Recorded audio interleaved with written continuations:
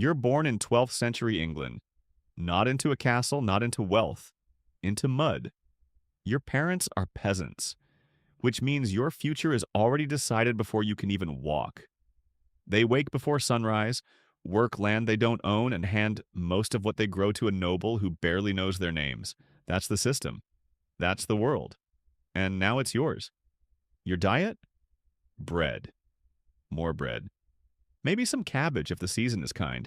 Meat is something you smell from a distance when a lord rides past. You learn early that hunger is normal. Comfort is not. There's no talk of dreams. No grand ambition. Just survival. Grow up. Work the fields. Marry. Have children. Grow old fast. Die tired. Repeat. It's a quiet kind of trap. No chains, no prison walls, just expectations. You don't question it. No one does. Because everyone you know lives the same way. The same dirt under their nails. The same cracked hands. The same small horizon. This is your life. Until one evening your father says there might be another way, and suddenly the world feels slightly less sealed shut. Your father doesn't say it like a promise. He says it like a risk. There's a blacksmith in the city. A man who forges weapons for nobles. A man with coin in his pocket and respect in his name. Not a lord, not royalty, but powerful in his own way. Strong hands. Strong reputation. Your father knows him, or at least knows someone who knows him. It's not a guaranteed escape. It's an apprenticeship. Years of labor, no pay, no comfort. But it's not the fields. And sometimes that's enough. So at 8 years old, you leave home. No ceremony. No long goodbye. Just a small bundle of clothes and your mother trying not to cry. The city hits you first with noise. Carts grinding over stone. Merchants shouting. Animals everywhere. Smoke rising from chimneys like the sky itself is burning. Then you reach the forge. The heat punches you in the face. Sparks fly. Hammers crash against metal in a rhythm that never stops. Boys your age run back and forth carrying coal, water, tools. The blacksmith looks at you once. Up, down. Change. Get to work. No welcome. Just fire. You don't start by forging swords. You start with buckets, water, coal, ash, repeat. From dawn to dusk, you run, feeding the fire, pumping the bellows until your arms burn, hauling sacks heavier than you are. The forge must never go cold. That's the rule. And now it's your responsibility to help keep it alive. You're 8. By 10, your back aches like an old man's. No one asks if you're tired. No one cares if your hands blister. You are not paid in coins, you are paid in food. Bread if you work well. Less bread if you don't. It's simple, and you're not alone. Other boys your age crowd the workshop, watching, competing, trying to impress the master. One mistake, and there's always someone ready to take your place. There's no shortage of desperate families, so you learn fast. You keep one eye on the glowing metal, and the other on the master's mood.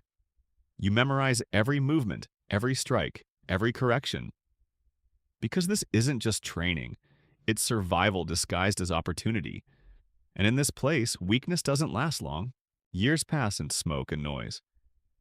At some point, the buckets get lighter, or maybe you just get stronger. You're no longer the smallest boy in the forge. Your shoulders have widened. Your hands are thicker, skin hardened into something closer to leather than flesh. The master starts trusting you with more than coal and water. First, simple repairs. Bent nails, cracked hinges, then farm tools, a chipped blade, a broken hoe. The first time he lets you hold a half-finished sword, your heart pounds harder than the hammer in your hand. It's heavier than you imagined. So is the responsibility, but skill brings something new, choice. At 15, the master calls you over, no shouting this time. Just a measured look. You've done well, you can stay, earn wages, sleep under a solid roof, guaranteed work, guaranteed meals.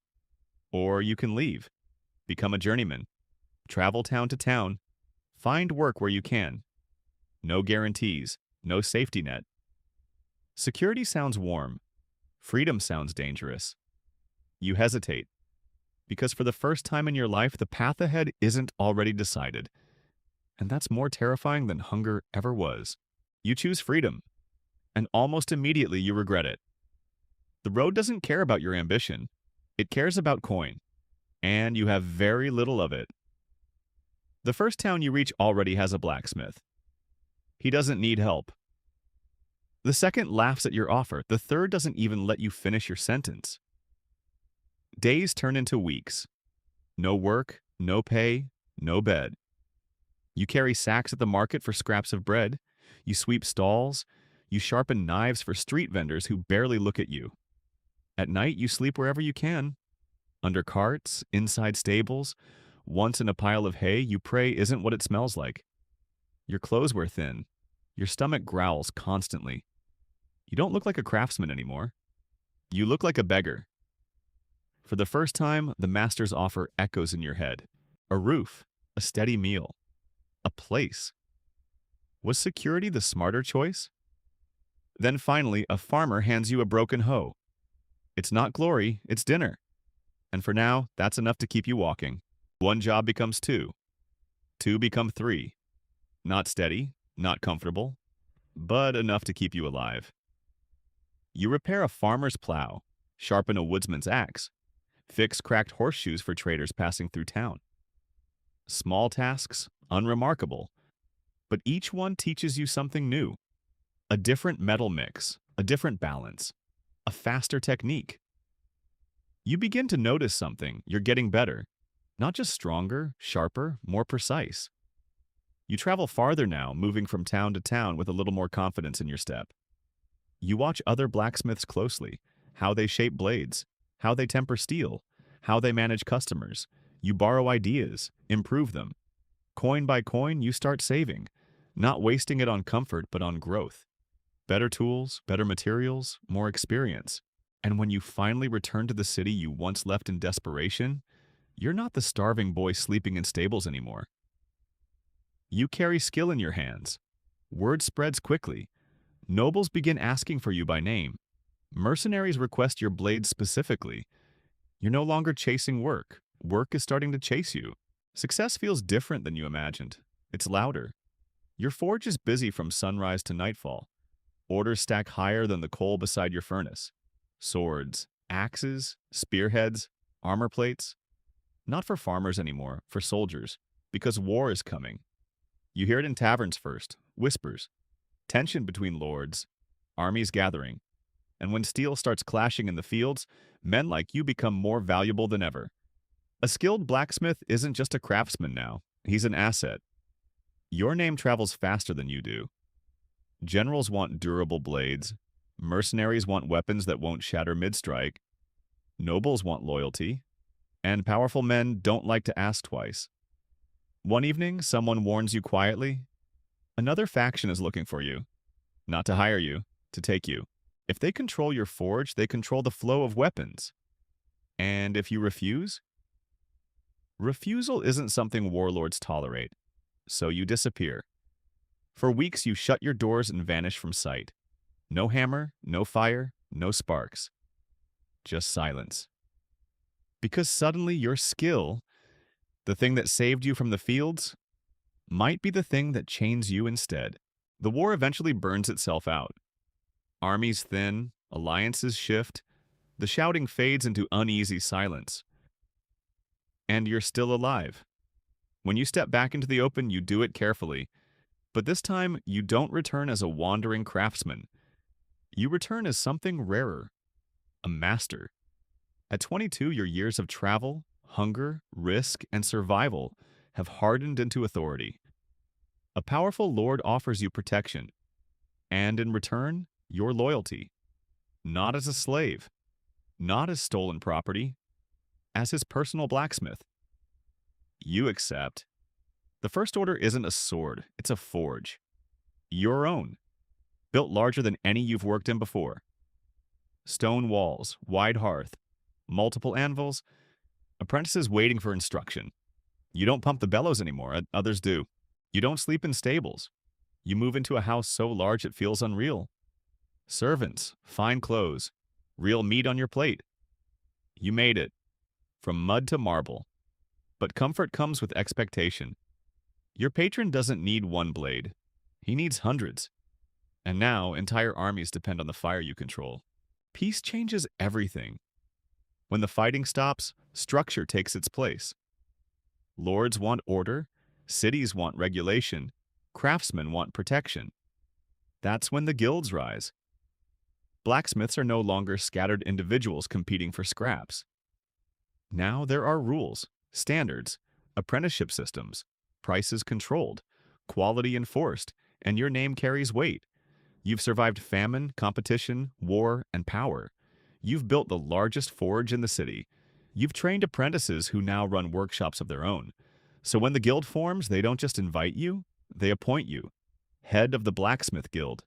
It sounds honorable, it is, but it's also exhausting. You spend less time at the anvil and more time in meetings, negotiating with nobles who want lower prices, settling disputes between rival craftsmen, deciding who earns the right to call himself a master.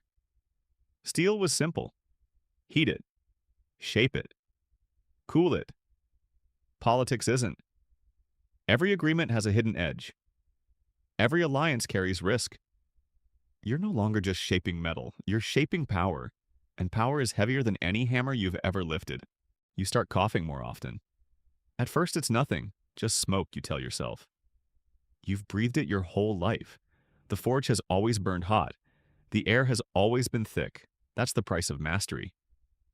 But your hands begin to tremble. Your back stiffens until bending feels like lifting an anvil. Some mornings you struggle just to close your fingers around a cup.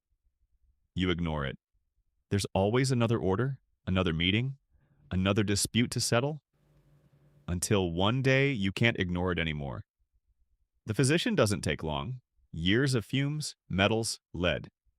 It's in your blood now. In your bones. There's no cure, no remedy. Just time running out. Most blacksmiths don't reach 50. You're 47. You don't rage, you don't beg. You look at your forge instead, at the apprentices you trained, at the guild you helped build, at the city that hums with the sound of steel because of you. Your body is failing, but the fire isn't. And when you finally take your last breath, the hammers don't stop. They never do. Because you were never just a blacksmith. You were the fire that shaped an era.